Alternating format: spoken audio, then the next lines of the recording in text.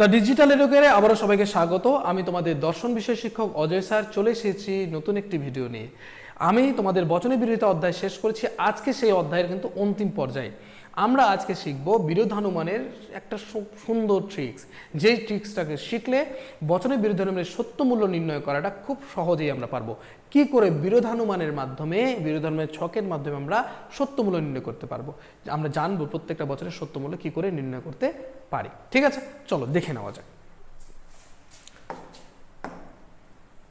খুব সুন্দরভাবে এই লেখা আছে, দেখো বচনের বিরোধানুমানকে সহজভাবে মনে রাখা, কি করে আমরা মনে রাখবো, কি করে সত্যমূল্য নির্ণয় করব, খুব সুন্দরভাবে কিন্তু তোমরা দেখে নেবে।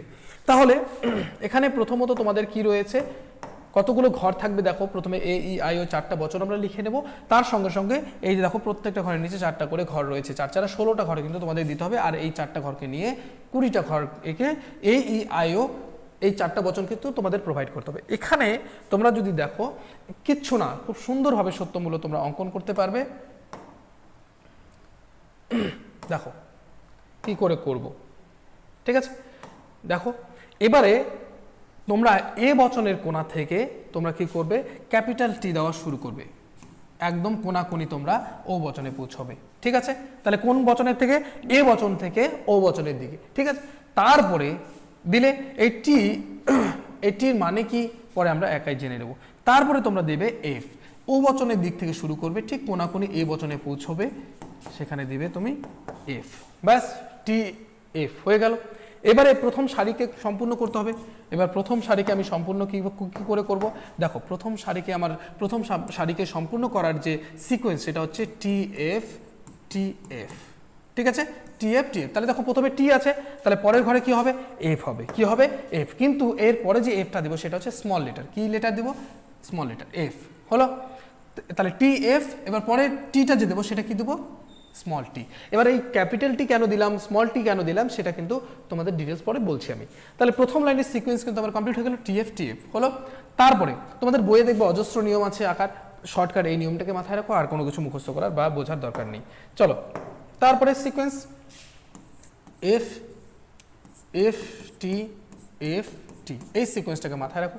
তাহলে এই সিকোয়েন্স অনুসারে যদি করি, টি আছে তার মানে তার সামনে কি হবে, এফ। কিন্তু এখন আমি স্মল এফ বসাবো। কোন এফ বসাবো, স্মল এফ। কোন এফ, স্মল। তাহলে এফ টি, এবার এফ রয়েছে, তাহলে কি দেবো এখানে, টি। বুঝতে পারছো, একদম সহজ। এবারে আর কোনো কিছু করার নেই। এখন এই যে ফাঁকা যে নিচে যে চারটা ঘর রয়েছে, এখানে শুধু কিচ্ছু না, এখানে শুধু তোমরা ডি বসিয়ে দাও। কি বসিয়ে দাও, ডি, ব্যাস। এই ছক আমাদের কমপ্লিট। এই পুরো ছকটার মাধ্যমে আমরা সত্য মূল্য নির্ণয় করতে পারবো খুব সহজভাবে। আমি যতগুলো নিয়ম পড়ে এসেছি বিরোধানুমানের, বিপরীত বিরোধানুমান, অসম বিরোধানুমান, অধীন বিপরীত বিরোধানুমান, বিরুদ্ধ বিরোধানুমান, আমার কোনো বিরোধানুমানের দরকার নেই, মুখস্থ রাখারই দরকার নেই, সংখ্যা মনে রাখার দরকারই নেই। যে কোনো সত্য মূল্য নির্ণয় করতে দেখে এই ছকের মাধ্যমে আমি করতে পারবো। কি করে করতে পারবো, দেখো এখানে আমরা লিখে নেই। দেখো এখানে আমরা সুন্দর করে লিখে নেই কোনটার মানে কি, টি। এই যে টি, দু ধরনের টি আছে, একটা হচ্ছে স্মল টি, ক্যাপিটাল টি। দুটোরই মানে হচ্ছে ট্রু, একই অর্থ। ট্রু, ট্রু মানে কি, সত্য। মনে থাকবে কথাটা, সত্য। তারপরে দুটো এফ রয়েছে, স্মল ক্যাপিটাল, দুটো এফেরই মানে হচ্ছে মিথ্যা, ফলস। ফলস মানে কি, মিথ্যা। ফলস মানে কি, মিথ্যা। মাথায় থাকবে কথাটা। তারপরে দেখো এবারে রয়েছে ডি। ডি এই শব্দটার হচ্ছে স্মল ডিও থাকে অনেক সময় দেখবে, ডাউটফুল। ডাউটফুল, এই ডাউটফুল মানে কি, অনিশ্চিত বা সংশয়াত্মক, মানে সংশয় রয়েছে, সংশয়াত্মক। মনে থাকবে কথাটা, একদম সহজ। তাহলে আমি জানলাম যে এখানে কোন বচন কোন সময় সত্য থাকে, কোন সময় মিথ্যা থাকে, এই পুরো ছকটা থেকে আমি বের করতে পারি। এখান থেকে তোমাদের প্রশ্ন হতে পারে, যদি এ বচন সত্য হয় তাহলে বাকি বচনগুলো কি হবে, কি করে বের করবো সেটা এখন শিখে নাও। তাহলে আমরা জানলাম কোনটার মানে কি, ডাউটফুল মানে অনিশ্চিত, তাই না। আমাদের নিয়মেও ছিল যে এ বচন সত্য হলে ওই বচনটা অনিশ্চিত হবে, তাই না। তাহলে এবার আমরা বের করতে পারবো। কি করে বের করব, দেখো খুব সুন্দরভাবে যদি আমি করি, একটা এক্সাম্পল নিয়ে নিই নিজের থেকে, নিজের মতো করে। দেখো এক্সাম্পলটা আমি নিচে নিচ্ছি। এক্সাম্পলটা এমন নিচ্ছি যে যদি একই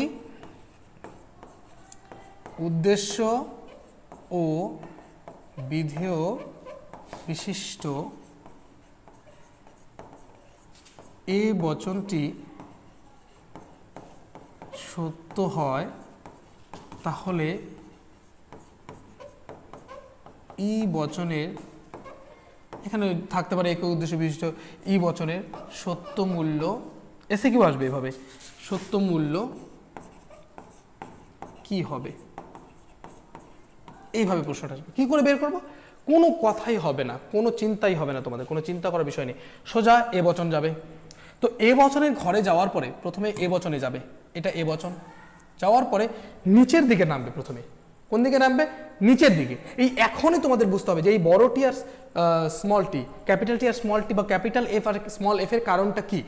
ক্যাপিটাল টি মানে আমাদের সত্য মূল্য নির্ণয় করার সময়, ভালো করে কথাটা শুনে রাখবে, সত্য মূল্য নির্ণয় করার সময় আমাদেরকে যখনই বলে দেবে কোনো বচনের সত্য মূল্য, তখন আমাদের ক্যাপিটাল লেটারগুলোকে দেখতে হবে। এখানে বলেছে, কি বলেছে দেখো, যদি একই উদ্দেশ্য বিধেয় বিশিষ্ট এ বচনটি সত্য হয়, তাহলে এ বচন সত্য, তাহলে এ ইজুকাল টু কি আছে? টি। তাহলে আমি ক্যাপিটাল টিটাকে দেখবো, এ বচনের ক্যাপিটাল টি, এ বচনের ক্যাপিটাল টি কোথায়? এটা, তাই না? তাহলে এ বচনের ক্যাপিটাল টি দেখবো। এবারে আমি নিচের দিকে দেখলাম, তো এ বচনে এসে নিচের দিকে দেখলাম, দেখার পরে আমি সেই রোতে যাব যেই রোতে টিটা রয়েছে। তাহলে এখন কি করব? এই দিকে যাব। প্রথমে আমি এদিকে নামলাম, নেমে আমি এই ঘরে আটকে গেলাম যে ক্যাপিটাল টিটা এখানেই রয়েছে। তো এখানে যদি রয়েছে তাহলে আমি এখন ওদিকে সোজা আমি ডান দিকে যাওয়া শুরু করব, সোজা। এবার তাহলে ই বচন, তাহলে ই বচনে কি বলেছে? যদি উদ্দেশ্য বিধেয় এ বচন যদি সত্য হয় তাহলে ই বচন কি হবে? ই বচন দেখো, ই বচন কি রয়েছে এখানে? এফ, মানে মিথ্যা। তাহলে আমি বলতে পারি উত্তরটা কি হবে? যদি একই উদ্দেশ্য ও বিধেয় বিশিষ্ট এ বচনটি যদি সত্য হয় তাহলে ই বচনটির সত্য মূল্য কি হবে? মিথ্যা হবে। উত্তর তাহলে কি হবে? মিথ্যা। আমি কিন্তু খুব সুন্দরভাবে এই ছকের মাধ্যমে কিন্তু সত্য মূল্য নির্ণয় করতে পারলাম। বোঝা গেল কথাটা? আশা করি তোমরা বুঝতে পেরেছো। খুব সুন্দরভাবে তোমাদের একদম শর্টকাট ভাবে বলে দিলাম। হ্যাঁ, এরপরে আমরা আরো একটা উদাহরণ করে দিই নিজের থেকে।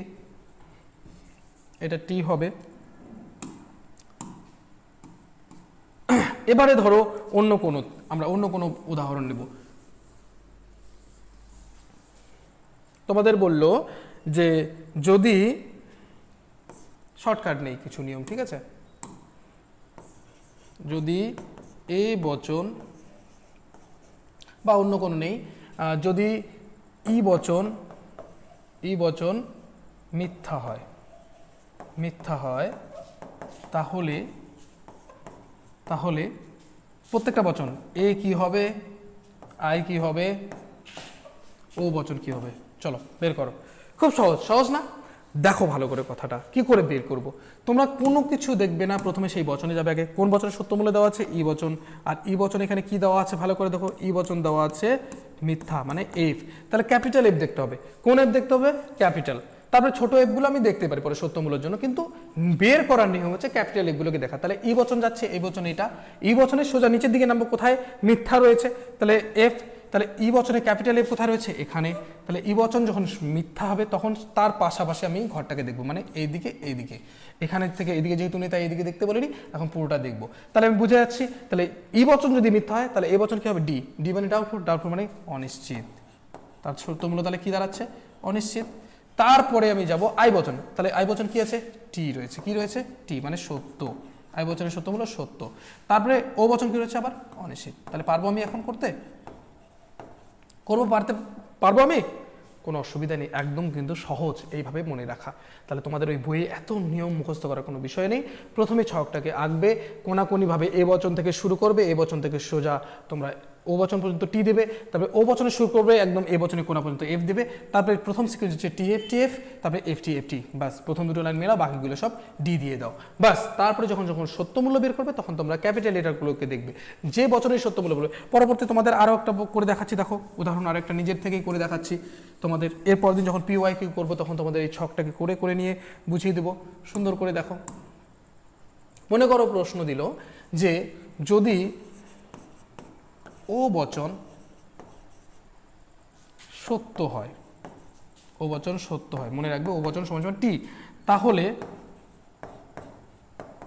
এ ই